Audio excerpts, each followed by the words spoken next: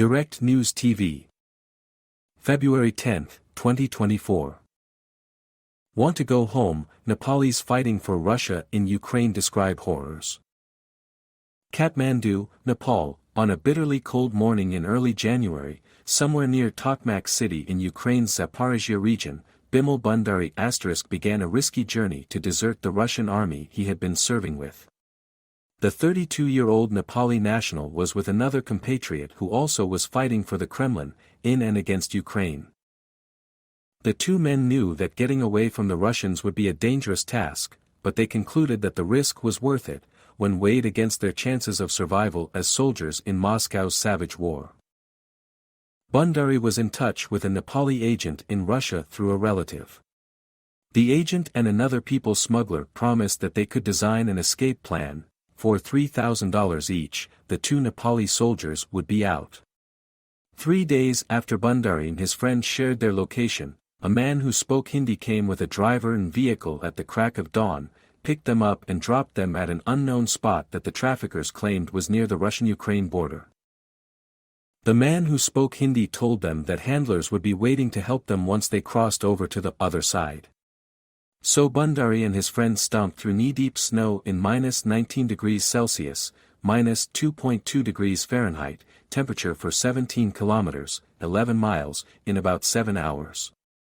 Famished and cold at the end of that journey, they called the traffickers again, only to be told to wait for 40 minutes for someone to pick them up. It was 3 hours before a vehicle arrived. There were no rescuers inside.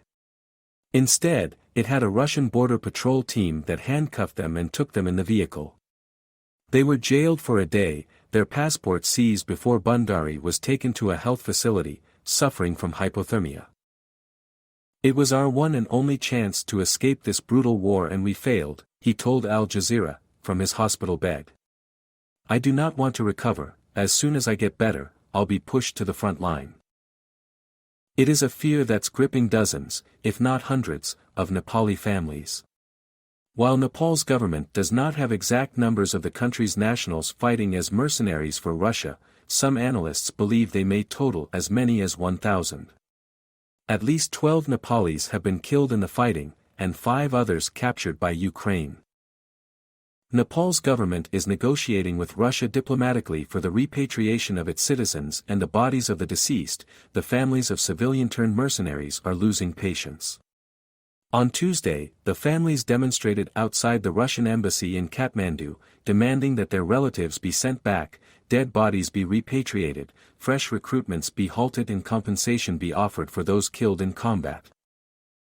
It's a far cry from the hope and promise of a life in Europe that first drew many of the recruits to Moscow's side. A good breakthrough. Atit Chetutri, a 25-year-old from Circuit in western Nepal, had dreamed of a life in Europe. He had his eyes set on Portugal. But he had no pathway to the continent, until last October when he saw a TikTok video about Nepalis being recruited for the Russian army and posted an inquiry message. Within a few minutes, he got a direct message from an agent with contact details. The agent asked for $9,000 and promised a salary of around $3,000 a month, along with perks and bonuses, and Russian citizenship for him and later for his family. For Chetutri, who was unemployed, this looked like a ticket to a better life. He accepted the offer. 4 days later, he had a Russian tourist visa and a ticket to Moscow via Dubai booked for October 21, 2023. It was Chetutri's first flight to a foreign land. The agent had asked me to call him if I had problems at the immigration. The immigration authority stopped me for a while, but let go immediately after I called my agent, Chetutri told Al Jazeera from Ostrikivka, also a village near Tokmak. Bundari, who was offered a similar deal, flew to Russia on October 19.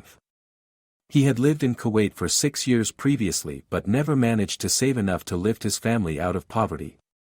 What he earned went into repaying interest on loans he had taken to get to Kuwait. Frustrated, he had returned to Nepal and was working as a tipper truck driver when the chance to fight for Russia came along.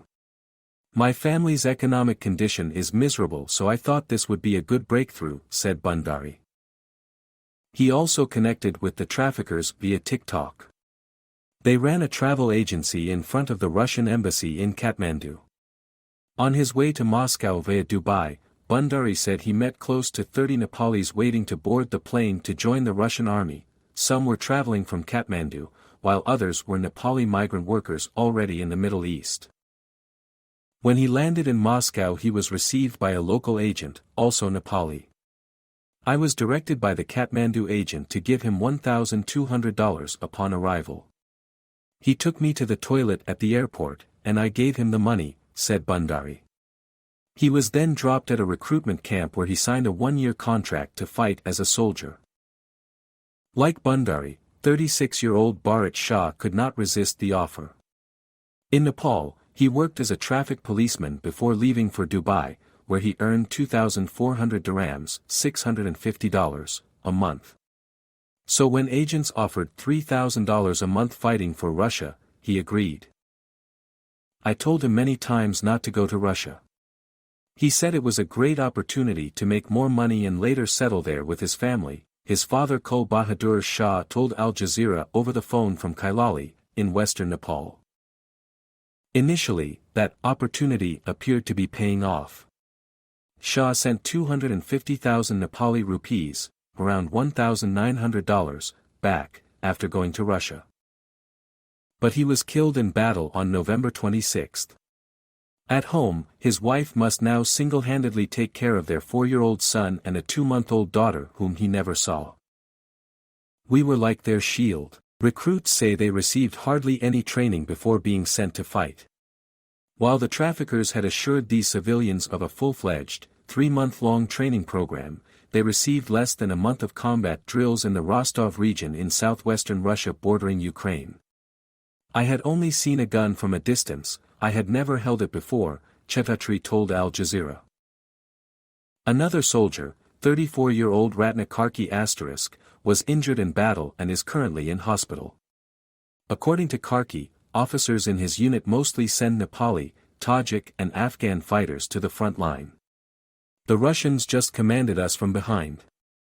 We were like their shield, he told Al Jazeera over the phone. Before Bhandari was deployed to his battalion, he thought he was part of a backup force for the Russians as he did not have any war skills.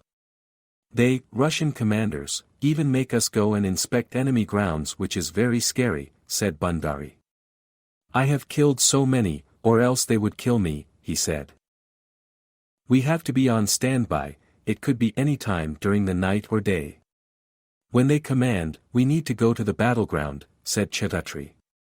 Some days we have to spend the entire night in a bunker. Unlike Bhandari, who was detained during his attempted escape, Ram Chandra Shrestha was fortunate enough to get away. Shrestha, an ex-Nepal army soldier, and 3 of his friends paid $2,000 each to human traffickers to get out from Ukraine and cross the border to Russia. He then reached Moscow and traveled to Kathmandu via New Delhi in December. Many more have tried to escape, but have failed. Now the Russians have also tightened their vigilance, hence it is very difficult to flee, Shrestha told Al Jazeera. A horror. 3 months into the war, Bhandari has not been paid even once, while Chetutri has received less than half of what was promised. Nepali fighters and their families are urging their government to step in, so the recruits can get back to their country. We are in regular communication with the Russian government, and have asked them for the name list of Nepali recruits, to repatriate them and send dead bodies soon. Amrit Bahadur Rai, spokesperson of the Ministry of Foreign Affairs told Al Jazeera. We have also urged them to provide compensation to the families of the deceased. However, the Russian government has not publicly responded to any of the requests. The Russian embassy in Kathmandu was not available for comments. Kul Bahadur Shah has given up on receiving his son's body, but he is still waiting for compensation. His friends said we will receive a compensation of at least $45,000 and also his widow and children would receive residence permit, education and state privileges from Russia, he told Al Jazeera. Back in Ukraine, Bhandari does not even care about the money anymore, he said. I want to get back home, he said. When I talk to my family, I say I am safe, for them not to worry. But it's a horror, I could be dead any time. Asterisk some names have been changed to shield the identities of individuals worried about their safety. My name is Kingsley. Please like, share, subscribe and hit that notification bell so you can be the first to be notified whenever we post, you won't regret it.